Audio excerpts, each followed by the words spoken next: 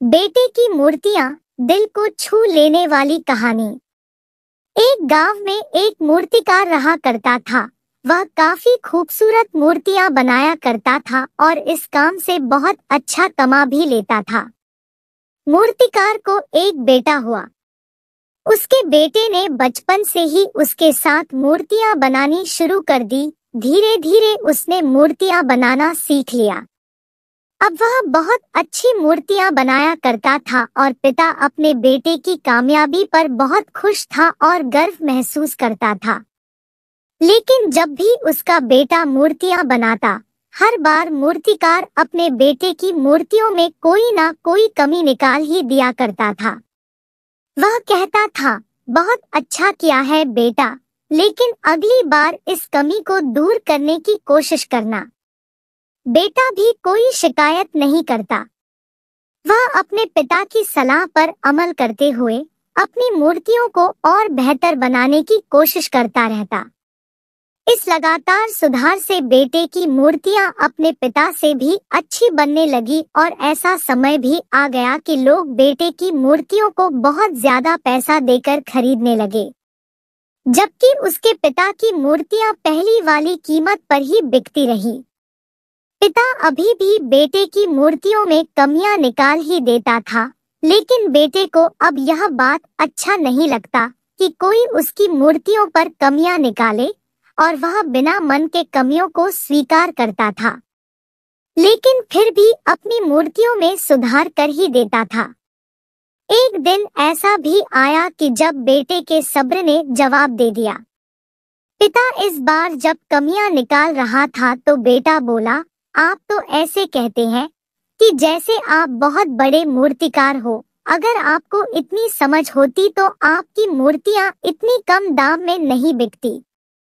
मुझे नहीं लगता कि अब आपके इस सलाह की मुझे कोई जरूरत है।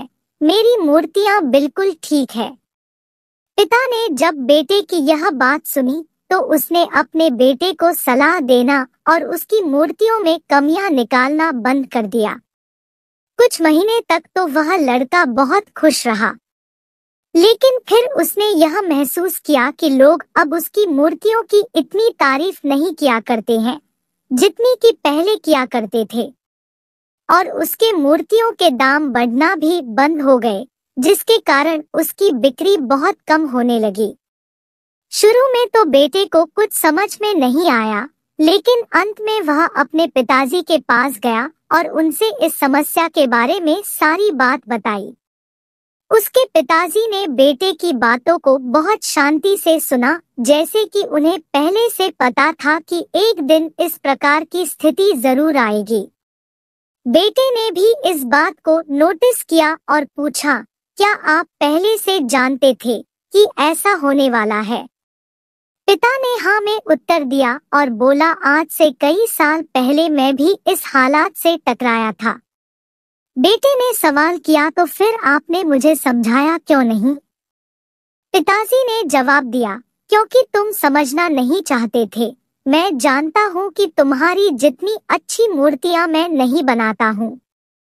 यह भी हो सकती है कि मूर्तियों के बारे में मेरी सलाह गलत हो, लेकिन ऐसा भी नहीं है कि मेरी सलाह की वजह से कभी तुम्हारी मूर्ति बेहतर बनी हो। जब मैं तुम्हारी मूर्तियों में तुम्हें कमियां दिखाता था, तब तुम अपनी बनाई मूर्तियों से संतुष्ट नहीं होते थे और खुद को बेहतर करने की कोशिश करते थे, और वही बेहतर होने की कोशिश ही तुम्हारे कामयाब होने का एक बड़ा कारण था। लेकिन जिस दिन तुम अपने काम से संतुष्ट हो गए और तुमने यह भी मान लिया कि अब इसमें और बेहतर होने की कोई गुंजाइश ही नहीं है, तब तुम्हारी कामयाबी रुक गई। लोग हमेशा तुमसे बेहतर की उम्मीद रखते हैं, और यही कारण है कि अब तुम्हारी मूर्तियों के लिए तुम्हारी तारीफ नहीं होती है और ना ही उनके लिए तुम्हें ज्यादा पैसे मिलते हैं। बेटा थोड़ी देर चुप रहा और फिर उसने सवाल किया, तो अब मुझे क्या करना चाहिए?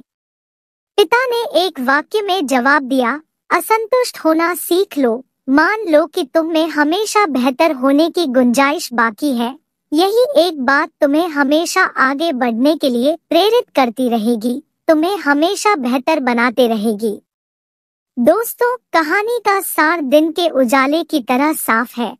इस संसार में कोई भी इंसान किसी भी काम में 100% उत्तम नहीं हो सकता है। हर इंसान में कुछ न कुछ कमी जरूर होती है।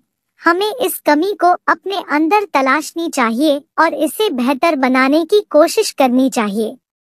और इस कमी की तलाश करने के लिए हमें सबसे पहले असंतुष्ट होना सीखना होगा, तभी जाकर हम अपने जीवन में आगे बढ़ सकते हैं। दोस्तों, यह कहानी आपको कैसी लगी नीचे कमेंट में जरूर बताएं और अपने परिवार तथा दोस्तों के साथ वीडियो को शेयर जरूर करें। चैनल को सब्सक्राइब करना और वीडियो को एक लाइक करना बिल्कुल ना भूलें। कहानी सुनने के लिए धन्यवाद।